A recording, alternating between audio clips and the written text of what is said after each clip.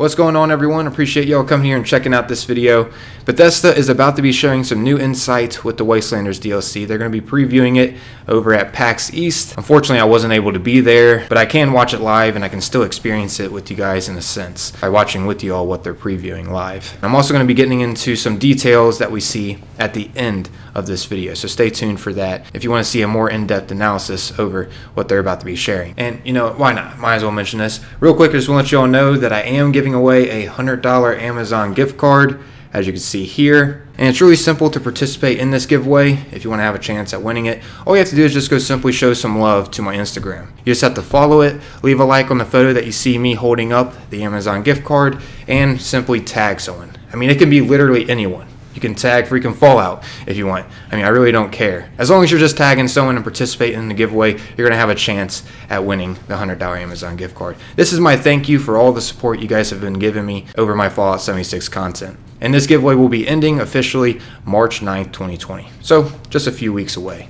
Just wanted to mention that real quick because it's really easy to participate, and I figured some of you guys might be interested in this. Alright, so let's go ahead and get into this other Wastelanders preview for Fallout 76 that Bethesda is about to be doing. They're showing this at Bethesda Game Days live. I'm unfortunately not there, but this is a way that I can experience it with you all together. This is going to be my first time seeing this, doing this live, so yeah, let's see what all they have to say. I'm only interested in the Fallout 76 Wastelanders part. Boston. And hello to those streaming. I don't know where the cameras are. Here. Okay, cool. Welcome to the Fallout 76 Wastelanders panel. We're going to be showing you some previews of gameplay. You also have the opportunity to play it hands-on over here. But let's take a look at who our guests are. I have project lead Jeff Gardner. Hello, everyone. Lead artist sorry, I messed up already. Lead designer. I'm really in trouble, Perky, because my art skills are mad, I guess. Lead designer Ferret Bodwin. Lead artist, actually, Nate Perky Pyle. And design director, Cool. Mark Tucker. Got a bunch of important people up there in Bethesda right now. So thank you for joining us, guys. We are getting ready to jump into some Wastelanders gameplay to show off. And so let's get started right outside of Vault 76. Okay, so they're showing what it'd be like if we're doing like a fresh start here. That's cool.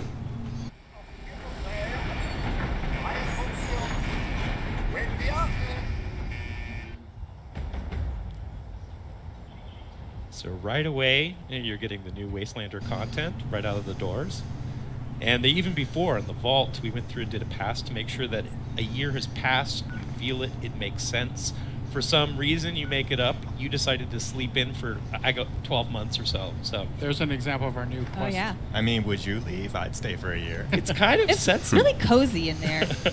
But yeah, there's been some changes to how the quest system works, too, and how it looks on the map now. Oh, yeah. The paper map is amazing. It really presents a world of opportunity. You can select and highlight any quest on the map and activate it or deactivate it, so you don't have to dig into your Pip-Boy at all. You can just go to the paper map and see what's out there. And for those that have visited Vault 76 before Vault 76, this is a new addition to it with Wastelanders. Sweet. get people. Right off the beginning here. They're talking. It's human beings. It's amazing. And the more, the other thing is that we get to go back to the sort of the strengths of Bethesda. You know, the conversations. We're trying to connect with you, with human beings, with emotions. You know, try to give you a real impetus for why you're doing the things you're doing. And conversations like this, you would not believe how long we went back and forth on, because like the initial conversations to try to hook you, to try to make it so that's like, okay, I get what's going on, and try to orient you. It's, you know. Okay. And I'm sure there's all the quest-specific NPCs that you'll run into and the human characters that you'll run into, but they're kind of littered all over the wasteland at this point, right? You can come across people like Lacey here or others throughout your journey. There's people randomly all over the place. Wonderful. There's also like some people that we are placed in specific places. Along the main quest, which used to be the main quest, there's the people that can help orient you, try to give you some information as to what's going on there. It took a lot of back and forth for us with the whole team trying to make sure that we got the density right. Special check. You mentioned it. I guess I could spare the Yeah, we would keep playing the game day after day and be like, is this the right pacing for how far apart people are and how often you run into them? Because we don't want it to feel empty, but you don't want it to feel like someone's talking to you from the woods every 10 feet. And correct me if I'm wrong, but you don't need to be any particular level to play Wastelanders. You can start it fresh right outside the vault like we display here, or if you're a high-level character, it's Both same? work. Both work. Oh. Yeah, like you get the new intro sort of straight out of the gates, and you can jump right in. But high-level characters can go back there, and they respond to that too. Because if you're super high level, then they're a little bit more intimidated than perhaps somebody that's fresh out of the vault. Yeah, we wanted to make this friendly for both new players, people who are coming back, as well as the veterans. I'm sure several are here who have played the game for hundreds, if not thousands of hours, to find new and exciting content. And special checks, dialogue. Oh, yeah. Sorry. If you are annoyed that we're talking over some of this, don't worry. We'll put this footage up online so you can peruse at your desire later. and one of the first named locations that's new that you come across is. The So it seems like those people that we just talked to in the beginning give us a direction on where to go. That's correct. In Which is fact, you pretty might be able cool. to see it off. Oh, over sweet. There. Conveniently, right where the overseer used to have her care package for you, they've set up a bar, and so you get to go in and meet some of the cast of characters over there. And it definitely adds a whole new element if you remember the past, where you would just walk through kind of the empty, let's say it dead wasteland, and now The there's dude's life. just working on it right now. That's cool. And you get to help him. It looks like trailers stacked Very on top cozy. of one another too. It's an interesting building. Pause here for Ah. a second. So, instances. Instances were a huge step for us, because one of the things that allows us to do is make it so we're telling a tailored story to the person that's entering it. Before, when you would go into these places, who knows what state it would be in? People could have cleared out the entire dungeon. There could be literally nothing left for you to do, and so that's kind of a hit or miss experience. And also, there's no way that we could really react to you, like your decisions, your choices. Instances make it to where we can cumulatively, step by step, keep track of what you've chosen, and then it's reflected as you're going on. And also, you will not get an empty dungeon. You will get an experience which is going to be full of life, tailored to you going in there. Yeah, this is super exciting technology for us. I mean, not only for Wastelanders, but for everything we're going to be doing in the Nice. future. So it literally is a game changer for us, and you should expect to see more of that kind of content moving forward. As you can see, you can go in as with your team or by yourself. And remember, this also alleviates the lineup at the princess and all the other things. So like Farrah was alluding to, like we can make substantive changes to the storyline based on your unique interactions with the NPCs. It's exciting. Very personalized experience. So they just hinted at it right there that we're going to be getting more future content like this. That's cool. Oh, Duchess. Well, not exactly the introduction to the Wayward I would have hoped for. Well, sorry about that, darling. First round's on me. Name's Duchess. There's something I could do for you. As you can see with our dialogue Your here, we're guess not is just as good as limiting mine, the player to sweetheart. 4 He busted in specific here, so I needed options. to There's turn over the a number of location to different some fellow named ways you can Frank, interact with who I NPCs guess based I on your must have shared at specials, the some previous point or another. events you had Since taken then, part in, steady as well as stream your of what kind of mysteries character you been want to making my roleplay. life irritating. The funny thing is, as writers, a lot of us, if anything, we had to limit the number of choices. There were a lot of passes to where it's just like, oh my god, like it's more than a screen full. So we're trying to get you to the right level of role playing and the right level of reactivity to things you may have done. Yeah, the design team went way over the budget with how many lines of dialogue are in this. It's shocking. But I want him to be the last. They were very excited about this. And on the art side, we had the important discussion on which beer brand should be on Duchess's shirt and Old Possum. Did you win that one? I love that band. You put an end to this for me. And there's a lot of personality in Duchess and a lot of characters, but how much involvement goes into creating an That's individual what I was personality for an hoping. NPC, whether it's So, Duchess or the Mort, who I think details. we're about to see, or Now, Lacey that we met at the Each of these beginning? boys The funny came in thing is asking that some after characters Frank. almost write Thinking we themselves. could make that I mean, for it's us. How you would like you come up grab with the an attention of a idea. bunch You know, of they as lead single-minded designer, you know, they thugs? pitch it by me, and sometimes it's like gold. We did it. Yes, just make that happen. And other times it takes some back and forth and some real hard work. But I think at the end, what we're trying to do, especially since before, you didn't have anybody to talk to. We want to put our best foot forward, so you're getting a lot of vibrant characters. You know, they should all feel oriented in the world. You know, yes, there'll be humor and stuff like that, but we're trying to make it so that we're telling a story of like, hey, it was a wasteland, and now the Wastelanders are back. People coming here to explore it, and they react realistically to what's happened in the past, and sort of built up based off of that. Yeah, as a player, it's just exciting to see this wide cast of characters. You know, before we were doing a lot of interesting quests for characters that had effectively died before you came through, and now you get to see these characters, interact with them, and there's some very memorable ones in the lineup. We'll talk about those in a bit. Yeah. I wanted to pause it right here because, Jeff, you had mentioned the speech checks earlier. We have a red charisma here, which means... The funny thing is that the character over here has too high. So we have negative speech challenges too, to where it's actually like if you're really not so great, you can choose it. It's one of the best speech checks in the game, actually, because you basically say like, "Yeah, we should send out invitations," and then she's like, "Yeah, you can do that, honey." You know, but we just went crazy with them because it was, you know, we wanted to add specials. I was planning at one point of doing a pass over all the dialogue to make sure all the specials were represented. And like I said before, I had to actually like yank them out. It's like, okay, we have enough endurance checks. We don't need them. That's awesome. Here's more. I remember one where there was like every special was represented. Yes. Yes. A little much. We do show locked doors, as you saw there too. So there was a big debate on the design team whether or not to show those or not. I think I won it. I don't know. But I liked knowing what I could do if I played a different character. So it makes it exciting for me to know that there's other possibilities. You could also back out and take some chems sometimes if you're so inclined. And you can pass checks you may not have been able to pass before. Who doesn't love chems? Do you have a favorite? Do you guys have a favorite NPC that you've added so far?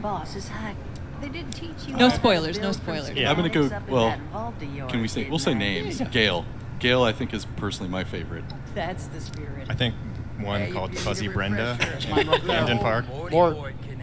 Mort's really good. What are you on I also about, I will not Mordecai? actually, even her name is a spoiler, but there's a doctor I really adore that is fantastic and quirky, and yeah, I can't say anything more, but there's a host of characters. You'll find out all about them on April 7th. Materials, but we should have enough lying And around Mort to cover you there. is voiced by somebody that people may be familiar with, right? Throw some rations Yes, in there too, so I you don't can't starve remember on. his actual name, but it's So you Jay know, from Jay and Jay Silent might have Bob. to break right? some of Yeah. the scrap down for parts. He nailed it. But I can spot you some workbench I feel like you did a materials, great too, job since you're of doing me such a sounding favor. exactly like the ghouls do, but Who giving that knows? inflection and Maybe that you'll different learn tone, something so while it's you a do. completely different experience from like a Hancock. Maybe. What's Ready to wonderful get about this all this show on too the is because road? before there were no choices, right? So you were is a forced lot to, to ask. as people Fine. writing quests, I the could quest designers would do have to make it so that 75. you had all the information, absolutely all the information, and sometimes that meant that it was pretty long before you actually got through somebody talking about what the quest was. Whereas here, it's like, no, like, you know, if you want to drill down and get more, you can ask more about, like, more about the camp and how to build a camp and stuff, but it's not forced in front of you, it's something Oh, that's you cool. choose to do. We actually went back to previous dialogues, too. So, like, characters like Modus, Rose, the Mayor of Grafton, who's awesome. We can go back and you can now actually talk to them. Right? Like, some of my favorite lines that we rewrote were, like, talking to the Mayor of Grafton, like, saying, you know that everyone's dead. He's like, yes. And it makes governing these people way easier. And that's what we plan to do Sounds like more she's of definitely moving have forward, is some going back work and to get revisiting some some of these old practice characters, giving them a few more dialogue options. So. I feel like it's comfortable. Having played in the PTS myself, in speaking with some of these existing characters, I didn't even process at first that there was now a dialogue option. It just feels like it's just natural part of the progression now. My hope is that people Screen went a coming in little blurry fresh, there. they will have no idea. You will tell your friends, like, no, the mayor did not do that. That was not there. When we were That was weird. that was not there. When we were talking about 76 launch, imagine none of that. And that it's just like you have these, like, you know, because there are a lot of characters that people really did love, and now you get to interact with them. For example, with Rose. Rose kind of is an interesting character. Some people absolutely adore her. Some people hate her. And just being able to role play that, saying like, listen, Rose, I don't like you, but I will Rose. work with you. It's satisfying. Or say, you know, hey, sign me up for Rose's army. That's an option too, if you want us to role play it that way. Has anyone here been chosen to be in the PTS? All right. Woo! All right. Thank you. I wanted to just thank you. That has been a huge win for us. We've gotten a ton of great feedback. We've made substantive changes to the balance of the end game as a result of that in our gold bullion system. We've found bugs, no surprise to anyone here, and we've been able to fix it. And so more and more, you're going to see more and more of that going forward. We do plan on PTSing every major patch going forward. So Nice. That's been a huge win. Thank you very much. Yeah, no, there's a meeting 3 times a week I'm in where we go through all the issues that you come up, and we really, there's a lot of stuff on our hit list that came from you guys, so thank you. Man, I feel like a lot of people are going to fall in love with Mort. It's the hair. It's the hair. That's slick hair. Yeah, definitely ask him all the questions. It's hysterical.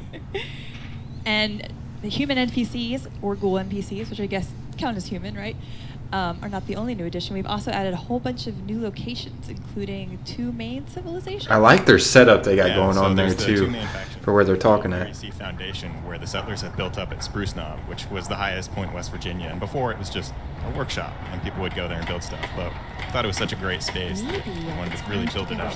And all the people here have this background in construction, so it's like really clean and new. With armor plating on log cabins. It's like a great aesthetic. Foundation looks So you awesome. can get a good look at it here.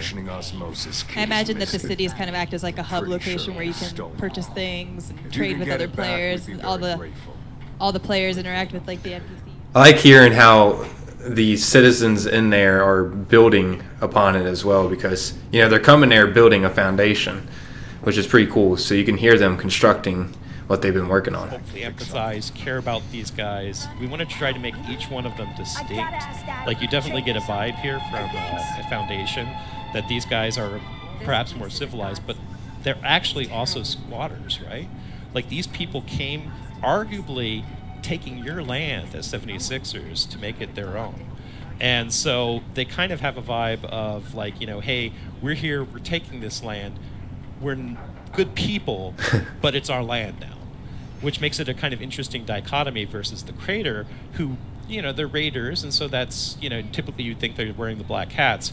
But actually, for these guys, this is their land. They arguably were here before even the people of 76 came out of the vault. So if anyone has a claim to this area, it's them.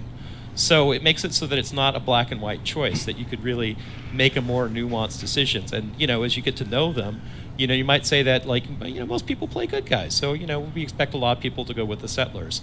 But the raiders, it's like they have a point, and if you really listen to them, you're like, yeah, why are those settlers over here? They don't own this land. Yeah, everyone just thinks they're scary because they're hanging up corpses, but that's just so they don't They have to gentle shoot you. hearts. Yeah. I don't know, Farrah. It sounds like you'd be a raider then. Well, what we found in this, which was interesting for the PTS, is that the majority of people have played the settler side, and I'm a big role player too, so I like playing the white hat, as Farrah puts it. But man, the Raiders questline's outstanding in this, so you could definitely do both. We can talk a little bit about how you can dive into both as well. You don't have to just choose one or the other for most of the game to the end. Do you want to talk about that a little? Sure. Pardon. No, you can basically, like, at the very beginning, you do make a choice of, like, who you initially are talking about. The main quest, can't get into spoilers. But it's not, you're not precluded from basically, taking a little from column A and a little call from B. And you can sort of go down both quest lines and to a point to where you have to make a decision. There's a point to where it's like, dude, if I do this, there is no way. Man, this looks crazy. So, but you can go far enough that you can really get a sense of who these are. Whoever you wind up siding with, it's not like you can't be friends with the other side. We have a reputation system. And so the side you do choose to help, those guys you're going to get a big, huge bump on, your relationship with them. But it doesn't mean you can't go down. This is the instance area for the settlers. Okay. Beautiful. Yeah, this is underneath Foundation, so they have dug out this whole sewer area here. You can see some of the lighting changes that we did here, because we did a whole pass on the entire game to change how the lighting works. So it's less flat, there's more contrast, reflections show up better, and stuff like that. Yeah, as a player, I just love seeing this world evolve over time. Having seen what it's like from launch to this point and then moving forward, how the world is changing and seeing these new locations pop up. That is a really it's cool super aspect. exciting. I don't know, like, if anybody else gets as much of a kick out of it as me, but like the Pip-Boy year, we moved it up a year, which is just it's just a little thing, but just being able to see that, like, no, this is year one. You know, it's different. Year two, probably. Yeah, and it's just, you know, the world is changing with your participation, right? And it's gonna keep going, right? So. What's the hardest thing that you've had to change in making Wastelanders? That's a good one. Design development's always about the least bad decision, and sometimes. Obviously, we went all in on this. We took extra time to make sure it's really polished and a really exciting experience for everybody. We're really excited to put it going forward. Trying to think of, we did cut some stuff. I mean, just making dialogue work in a multiplayer game has been pretty challenging. I imagine that would be one. like a big overhaul. Yeah, I mean, what we spoke about instancing earlier, that's a major effort that has taken a lot of time. There's some big features in this one. We haven't even talked about allies yet, so you can. There's that one too. You can get allies that are your friends that come back to camp with you and give you quests, and you can romance. There's 2 major allies we're featuring, and then I don't know how many light allies. There are 3 of the lighter allies. The lighter allies, they don't have names, but they come. They protect your camp. They have personalities. They give you daily quests. So they're totally cool to have. Then one's a gimme. If you manage to find her in the wilderness, she's just like, thank God, you'll give me a safe place to live. It's a pretty sane reaction to someone out there. And the other ones, you have to prove yourself a little bit. Do something, and then it's you have to satisfy one of their speech challenges for you to join them. And they also interact with their camp. So here's an anecdote: is when I first started playing this, we'd all played so long without any other NPCs in the game, other human beings, but other NPCs. So I put a camp down, and all of a sudden heard a banjo playing behind me. I was like, what the hell is that? And some random settler had come along and sat down and started playing the banjo at my camp. Even in the cities where you saw Foundation there, like part of this was to show the community coming back together. So both the raiders and the settlers at certain times of day in the evening will come together and play the instruments together, and it's sort of like a campfire situation. So we put a lot of effort into the detail to make it seem really alive for everyone. It's awesome. We've talked a lot about the story and about some of the characters that you'll meet, but there's also some new events that have been added. Mark, do you want to talk about some of the events? Yeah, we've got a couple of events lined up for Wastelanders. Right now we're looking at one of our standard events that's player-initiated, riding shotgun. This takes place in the existing location of the Big Bend Tunnel. You're going to help the Blue Ridge Caravan escort some pack Brahmin through the tunnel. And surprise, surprise, things are going to not necessarily go the way you would want them to. You're going to end up having to fight off a bunch of raiders. And I'm distracted because I'm looking at our new weapon here, the bow, which is super cool. All sorts of new weapons that we've added. Wow. And it's not just explosive bow. Yeah, you can mod the bow so it explodes or does poison, lots of other things. I think I also saw some. Oh, that's cool. Is this unique power armor to Wastelanders? Yeah, we have the Raider and Settler packs, so those both have their own unique power armors. We spent a lot of time on those, and they look great. And you can also see one of them has the plasma caster, which is back from the Fallout 1. So that was always my favorite weapon. And also the Gauss minigun, which is like the most expensive weapon to fire in the game. There are also perks related to the bow as well. So this is awesome how we can actually do an event with one thing we're trying to do more NPCs. with our events is give players more jobs in these events. And so, for example, in this one, obviously your primary role is to protect the Brahmin, but there's optional objectives where you can go find these hidden supply caches, and they're going to be different every time you play through. And if you find those supply caches, you're going to get a much better reward at the end. And the same goes for the other event that we're adding. Again, there's a primary objective, but then there's all these other side objectives that you can do. So you're really going to need to coordinate with other players and work together to get the optimal results in the end.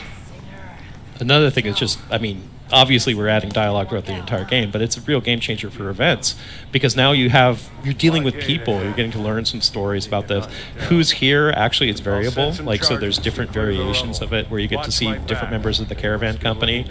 Some possibly a little bit more friendly than others.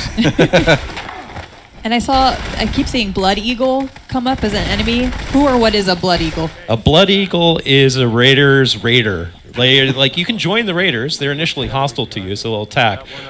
But there's a group that no matter what you do, they're going to be your enemies, and those are the Blood Eagles. It's also a Norse method of torture. Yes, it is. Yes, it is. Look that up on YouTube. Or History lessons. I'm not exactly sure what's in the caravan, but they really, really want it. Yeah. Like, really want it. Those poor Brahmins. It was important for us to introduce some factions that you couldn't directly influence to keep as enemies. As people who played Fallout 4 know, some of the best enemy combatants in the game are raiders, and so they're back now as Blood Eagles and others. So we'll continue to have interesting and unique combat encounters with them as they try to outflank you and throw grenades and coordinate their attacks in a more Cool. intelligent way than the Scorched were ever able to do. So we're really excited just for the combat encounters to have them back in the game as well. Plus the Cult of the Mothman, which they look freaky. They have some of the best new locations in the game because they basically... There's some locations that have now had a complete makeover and been completely cultified. If you want to talk about the stuff you did. That's a good word. Yeah, so I'm a writer. It's a word now. It's kind of like the cult outfits you've seen before where there's all the twisted wood everywhere and stuff. Lots of skulls. Lots of skulls, glowing things. But also if you come there at like the right time of day, you'll see special stuff maybe. Not going to spoil it. Wink. Oh, nice. That's good to know. Seems like a little secret right there. Wastelanders releases April 7th. Where It does?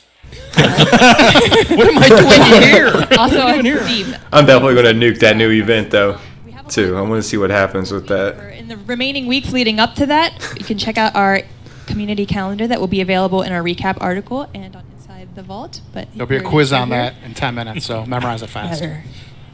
But we've talked a lot about Wastelanders. Is there anything else you have on the horizon in terms of... Yeah, listen, we have a packed calendar this year. We're going to be excited to show you everything that's coming beyond Wastelanders in a future event. But it will include such exciting things that we've talked about in the past. Legendary perks are a thing. We are going to allow players level 50 and up to take part in a new perk system where you'll be able to slot in a new perk and then also scrap existing cards that you have filling in your card inventories. We're also looking at renormalizing the game. I know Mark's really excited for that. He can talk about that a little if you want. We are going to rebalance the game and make it more of we're calling it one Wasteland experience, like the one Tamriel experience Tezo did a while ago. You want to talk a little about that? Yeah, so the one Wasteland experience basically makes the whole world viable for you again at any level, right? Because we're going to normalize enemies to be at your level. But even better, it normalizes to your friend's level too, so you can play together. So I think this is going to be a much more multiplayer-friendly world because now if you're level 300 and one of your friends joins the game, you can team up and play together and both have a really good time. So I'm very excited about this change. It makes it so the players are more interacting in the world. It's not like high-level zones and low-level zones. People are ignoring each other. We're really excited for that. And it's been a big comment from PTS as well. We're very excited to put that in the PTS so you're able to test it and play it and give us feedback and we'll tweak it. That's the new loop. Test it, play it, give us feedback, we'll tweak it. This is going to come out really polished. And last, I know there's a lot of builders in our game. We are looking at that as well. We're going to take a real big effort into making your camp budgets bigger, different ways to build, exciting ways to interact with the game and keep it alive. I know my wife spends a ton of time building in this game. That's what she is, a builder, and we want to support that. So I'm happy at home, and so you guys are happy. Well, thank you guys for joining us, and thank you everybody for participating and hanging out with us today. Wastelanders releases on April 7th. It is a free update if you own Fallout 76. It will also be coming to Steam that day, and thank you again. Thank you, everyone. Thank you. Yes. That was a solid stream right there. Nice. So that's the preview they have for the Wastelanders. I'm stoked for that new event. That looked really interesting, how we can actually do an event with other NPCs. That's pretty awesome. And we got a little bit of a preview over the explosive bow as well. But before I wrap this up, though, I want to get into that future roadmap that Bethesda shared briefly. So let's go ahead and check that out real quick. Pull it up here on the screen. Okay, so what we got here. So in March, it seems like we got a special purveyor sale, free consumables available in the Atomic Shop for a limited time. That's interesting. Around Appalachia Teams Gallery and Around Appalachia Submissions open for Springtime Gallery, and that'll last all the way until the end of April. Well, near the end of April. It's pretty crazy. So in the April lineup, of course, we got the Wastelanders DLC with the Steam release on the 7th. And then we got a new Twitch Prime Wastelanders drop, as well as another special Purveyor sale. And it looks like this is when Around Appalachia Springtime Gallery will be posted. And then we got a Around Appalachia Springtime Gallery live again, and Double XP weekend to end off April. That'll be nice for newer players. And in May, we got the ongoing Double XP weekend. That'll last until the 4th. Then on the 12th, we get a Backpack Vanity updates. It's interesting. And then we got a new Treasure Hunter event that'll begin on the 15th and last until the 18th. And, ooh, this is when the Fosnaut seasonal event will start. Sheesh, that is a long time away, but hey, at least we'll be experiencing the Fosnaut with human NPCs. That's going to be awesome. Then next up here, we got another special Purveyor sale that'll last all the way until June. And then we got an Around Appalachia Wastelanders Gallery live. I like it how Bethesda gets involved with the community that likes to take photos, because that's a big part in Fallout 76. And not to mention, the photos count as loading screens, so it gives players even more of a reason to snap some good pictures. Also, lastly up here, we got another Around Appalachia submissions, and this will be open for black and white theme. Looking like a solid lineup. But yeah, I guess that's all wrapping up this video, everyone. Hopefully you all enjoyed this. I know I did. I can't wait to officially be playing the Wastelanders DLC. Seeing this stuff just teases me even more. I don't know why I do this to myself. But yeah, just a friendly reminder here at the end, if you are interested in that Instagram giveaway, feel free to check down below in the description. A link will be to it. And hey, I do a lot of behind the scenes for bigger projects over on there too. So it'd be greatly appreciated if you could just stop by, even if you're not interested in the giveaway, and consider giving it a follow. But yeah, until next time though, everyone, thanks for taking the time, watching and listening. Peace.